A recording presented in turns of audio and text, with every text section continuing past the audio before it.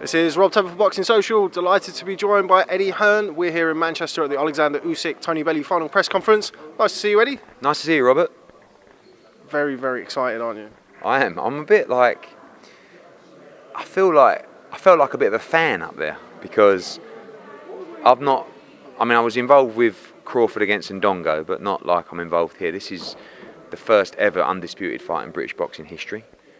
This is everything, and as a promoter, this is, I class this as the biggest and best fight I've ever promoted. I've got a very close relationship with Tony Bellew. Obviously, I promote Usyk now as well. I just think it's a great fight. Two great guys. No real smack talk, is there? I mean, how can you have smack talk with Alexander Usyk? I can't wait. I just can't wait to watch it because I don't really know what's going to happen. Yes, we know Usyk should be technically too good, but I've never seen Bellew like this before. He's so determined. He's punching so hard. He has so much belief.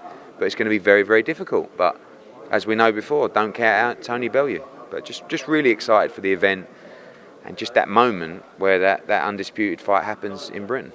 I meant excited to see me, but I like what you did there. Is Alexander Usyk the best fighter that you've had here? Yeah, I mean, I guess is there some unanswered questions? Maybe because he's only had 15 fights. But look who he's beaten. He beat Bradis, he beat Huck, he beat Gassiev. He won all the belts. So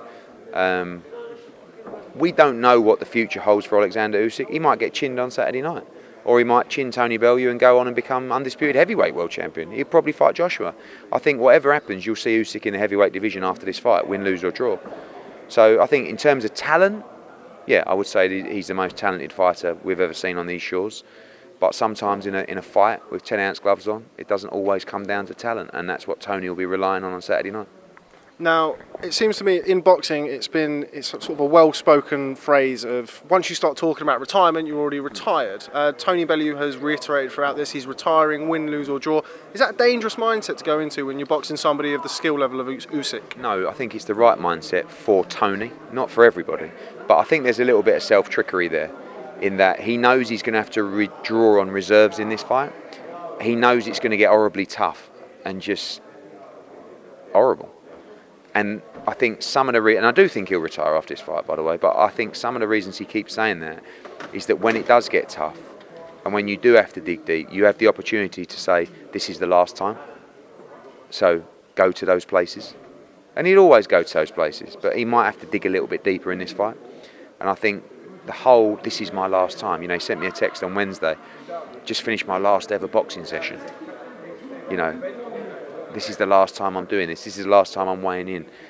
And when he goes out, this is my last ring walk. And when the bell goes and they're trading leather and it's horrible and he feels like he might have nothing left in the tank or he can't take these shots anymore or he can't find a way, he'll be mentally convincing himself, this is it. So find a way. Go through these barriers. And I think although I do think he'll retire, I do think it's a little bit of self-psychology and trickery to make sure that he can go to those extra lengths on Saturday to find a victory. Now, Usyk has spoken at length. I spoke to him last night. He was talking about working his way up to heavyweight. It's something that's been discussed before. If Tony Bellew wins this fight and retires, surely that impacts on your ability to co-promote with K2 and sort of push Usyk forward in his career, no? Not really, because I think he's going to move up to heavyweight, whatever. I mean, look, from an Usyk perspective, if he lost, it would be disastrous, really. He's got this image of he's unbeatable, he's a genius, etc., and defeat would be crushing for him. But I do think win, lose or draw, he will move to heavyweight. He's a big guy, you can see that, and he wants to fight Joshua. He wants to be in those big heavyweight fights. So when we sat down with K2 and Alex Krasuk, it was very clear, they wanted Bellew, then they wanted to move to heavyweight, have a fight, then they wanted Joshua. And I sort of said, well, I can deliver all those things for you. And that's why we ended up working together. But, the first test comes on Saturday, and I think it's going to be the toughest of his career so far. Can you still deliver those fights if Usyk were to lose this weekend? Not in that process, and not as quickly. He'd have to go to heavyweight and really prove himself. But, he's fighting.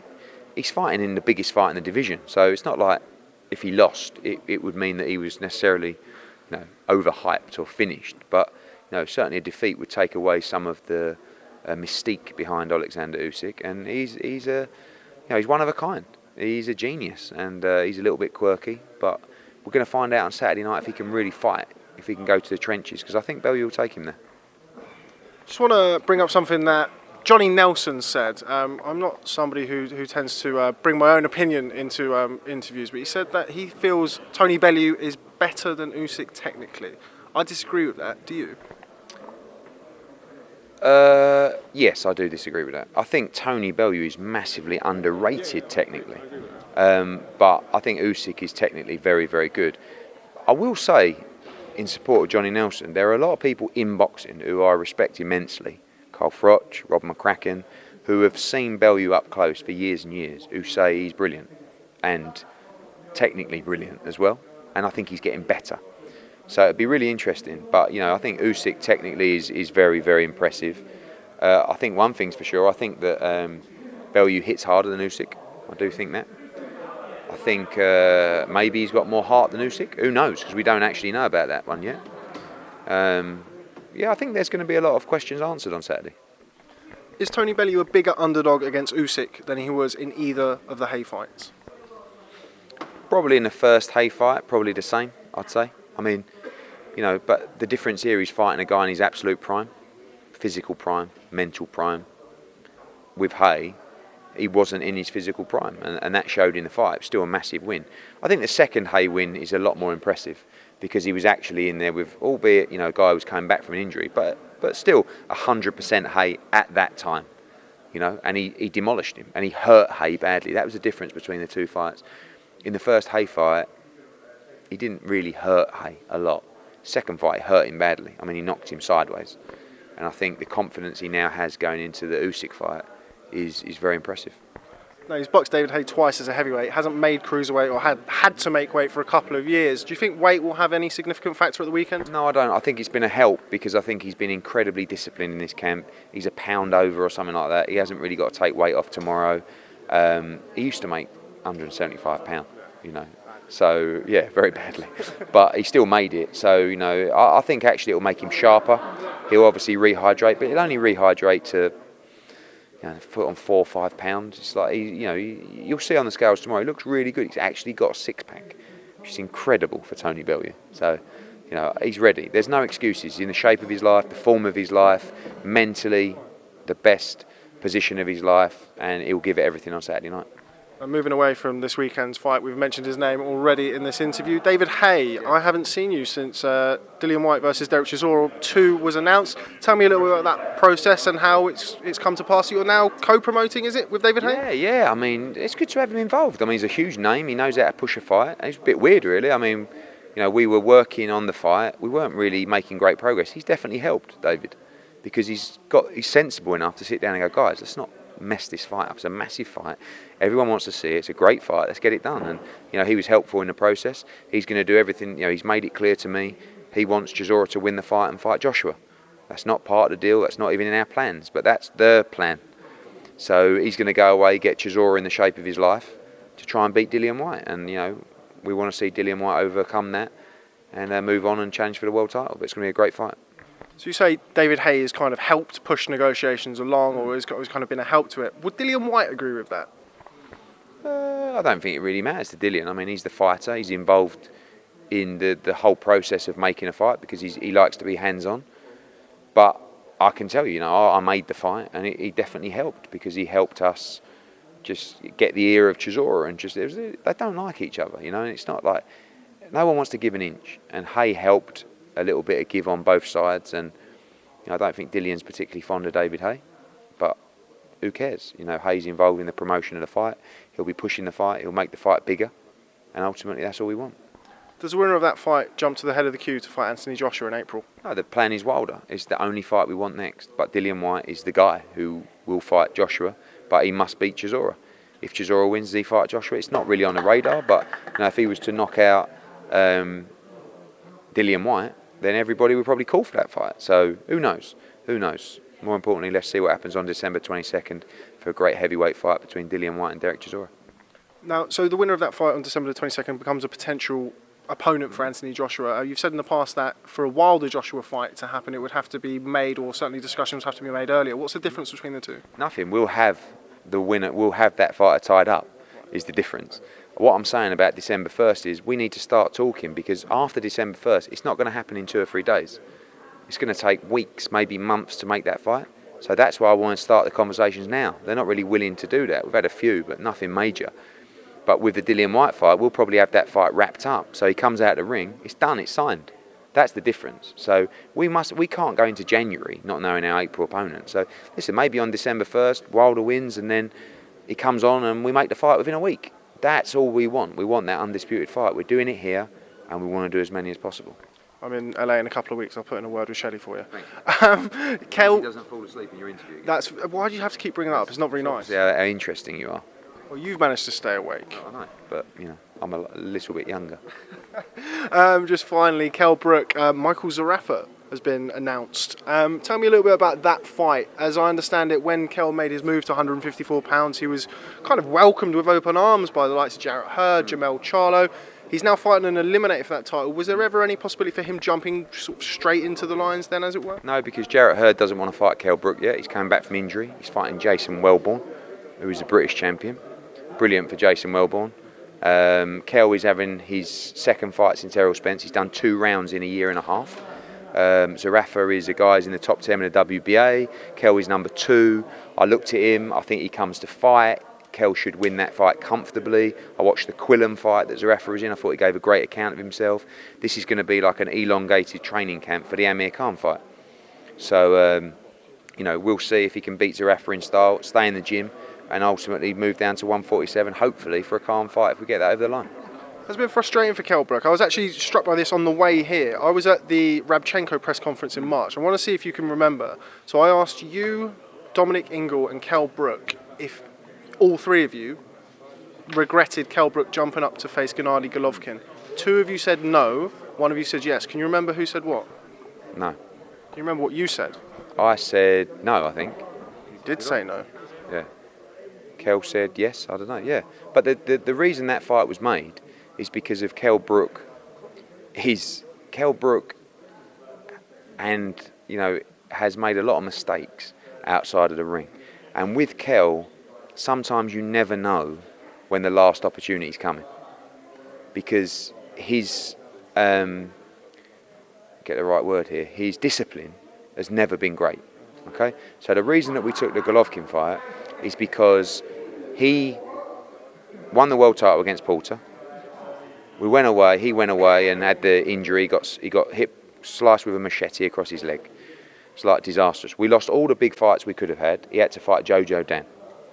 Then he went away. He was supposed to fight. Can't even remember the names, guys. Correct. That fight fell through because Kell got injured. All right. Then we had another mandatory put on us, Kevin Bizier. The only fight that was out there that I offered to Kell was Jesse Vargas in a unification for a quarter of the money. So when people say, "Oh, I wish I wouldn't have taken that fight," whatever, I didn't phone Kell Brook and say, "You're fighting Golovkin." I said, "The Golovkin fight is available. This is the money. What do you think?" And my advice was, I knew at welterweight he ain't the fighter he is at light middle. And, I just believed that it was a bit of a no-lose situation. The only problem with the fight was the injury, to be honest. And it's hindsight now saying, but actually, if he would have got naturally stopped or pulled out the fight without injury, he gave a great account of himself. His stock rose considerably in that fight. Do I wish he wouldn't have taken the fight?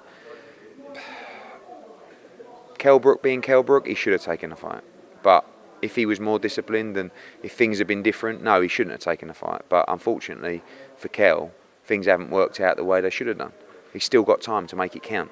And we'll do everything we can to make it count because I've had Kell for a long time. I've always been there for him. There's been times where I've been pulling my hair out and saying, "Mate, what?"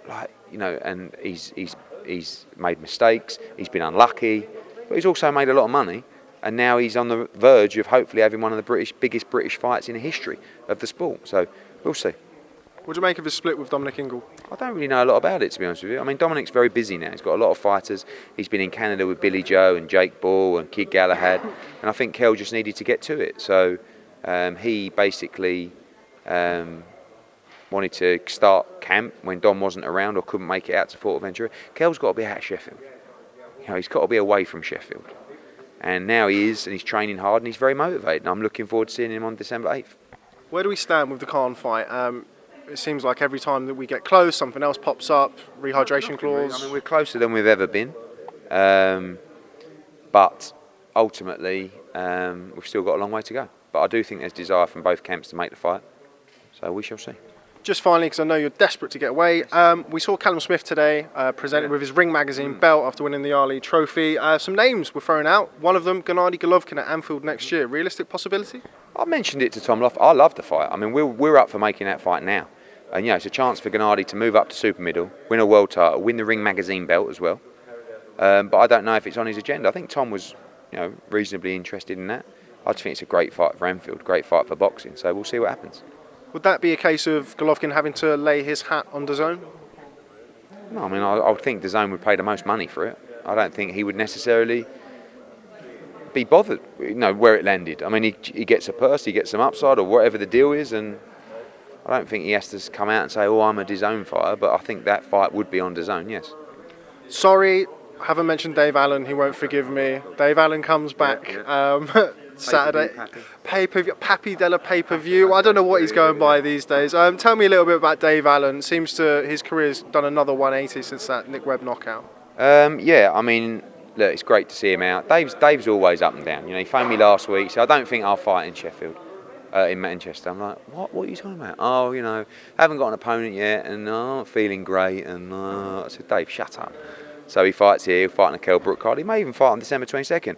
I just want to get him to a stage where after we've got this run of fights out of the way, he can sit down with his training and say, right, let's have an 8-week camp for a proper fight. Because once these fights are out of the way, it's time to gamble again. He's done his learning, he's had his soft touches. Although this guy can punch on Saturday, this should be another soft touch for him. So let's see him get through on Saturday and then get the year out of the way and then prepare for a big fight. I think there's some big money fights out there for him. Where does he rank outside of the likes of Joshua and Dillian Whyte for sort of popular fighters in the UK? We see it. We see it on our digital numbers. You probably see it as well. Outside of sort of what I call the big names of British boxing, he's right up there in terms of digital numbers, social views. And although he's sort of this bit of a comical character, there is a serious side to him. And he's not an idiot, Dave. He's a lot cleverer than people think. And if he can do the right thing, if he can keep disciplined, I think he's got a great future. I think it's a great story, but we'll see if his ability can take him to where we hope it can.